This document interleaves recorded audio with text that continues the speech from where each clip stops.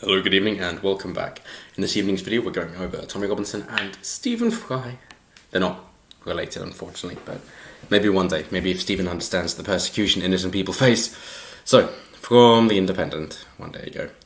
Tommy Robinson loses court case as judges rule he must face new contempt trial. Far-right activist claims charges over filming of sex abuse defendants are politically motivated. Yes, he was standing outside the court saying what the charges were, the alleged crimes, stating that they were alleged, and what the punishment for those crimes are if the people are prosecuted. Not a charitable offence, not contempt of court. And in fact, that was overturned, as it goes on to say. Judges heard that Robinson's alleged behaviour outside Leeds Crown Court in May last year was of great concern to the Attorney General. That is what we're talking about when he was just filming, saying what they would face if they were prosecuted. In written submissions to the court, government lawyer Andrew Caldecott, QC, don't know what that stands for, said that Robinson's solicitor had advanced various reasons why contempt proceedings should not be pursued, including exceptionally arduous conditions of imprisonment he had already endured, as in being in a Muslim-heavy prison. So he couldn't trust the food because he was concerned with what they were putting in it. He was put just opposite the mosque inside the prison compound, or where the Muslims would go to pray. It was exceptionally hot, and he was put in solitary confinement essentially for his own safety due to the prison that he was put in, and the window which he could have open, he couldn't due to things being thrown through the window from the Muslims going to prayer and returning, or just walking by for the fun of it because they knew exactly where he was, posting through things including human feces. So he said he lived on a tin of tuna a day, meaning he did lose a lot of weight while in prison for a month. He was jailed for 13 months in May last year, but let out after serving 2 months of his sentence. There we are. The case was then referred back to the Attorney General, who announced in March that it was in the public interest to bring fresh proceedings. A full hearing would take place on 4th and 5th July at the Old Bailey. The High Court judges ruled on Tuesday. So there's another little date for your calendar, 4th and 5th of July. The other story this evening: Stephen Fry accused of using white power gesture in post about mental health. Stephen, why could you? How could you? I don't see it. Oh, I get it, because he's wearing a wedding ring, and that's white supremacy, because it's the people with land who wanted marriages to protect tribes, and it's Christianity pushed by Western cultures, which means white people. Is that it? Oh no, it's the OK sign, even though it's mirrored. I like how he's also portrayed as actor from V for Vendetta. It's like, no, this is General Melchett. So to this claim I say, bah! He's also, I believe he's in the Harry Potter films, Goblet of Fire, Cedric's dad.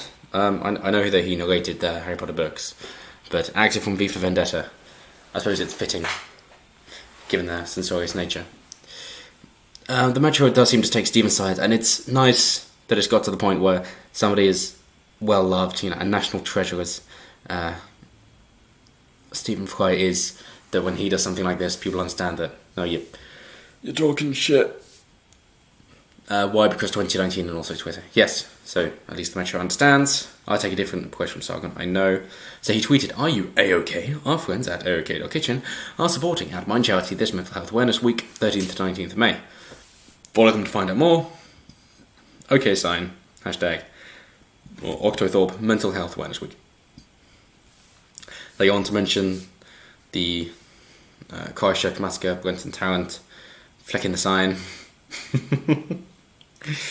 At least they don't do a whole thing like Devon Live did of Kyrgyzstan, and saying, "Oh, the OK symbol forms a W and a P." No, you're thinking of the two-hand symbol. Are you then also going to say that thumbs up are bad because the thumb is a 1 and the four cold fingers are a 4, meaning it's the 14 words about securing a future for white children, and the peace sign of 2 fingers is now 2 genders.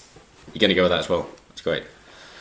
But his reply to this was fantastic, considering people are saying that you might be worried about that could be taken out of context as white supremacy. The hand symbol can be misinterpreted as support for white supremacy. Didn't have you down as part of the alt-right.